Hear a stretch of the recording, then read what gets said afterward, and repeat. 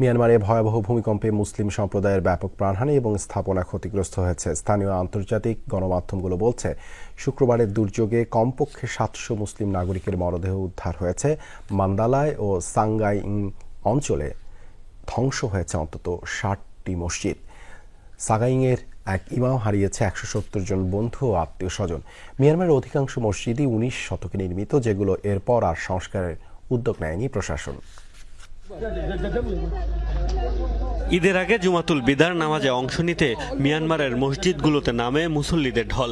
নামাজ চলাকালীনই কেঁপে ওঠে গোটা দেশ, ধসে পড়ে একের পর এক স্থাপনা, রেহাই পায়নি মসজিদও। বিভিন্ন সংবাদ মাধ্যম বলছে, মান্দালায় সাগাইং অঞ্চলে প্রায় ৬০টি মসজিদ ধ্বংস হওয়ার তথ্য পাওয়া গেছে।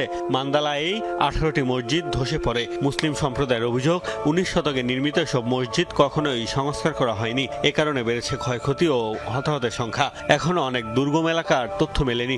ধারণা করা হচ্ছে প্রকৃত সংখ্যা আরও অনেক বেশি হতে পারে। এখন পর্যন্ত কমপক্ষে ৭০০ মুসলিমের মৃত্যু নিশ্চিত করেছে দেশটির গণমাধ্যম।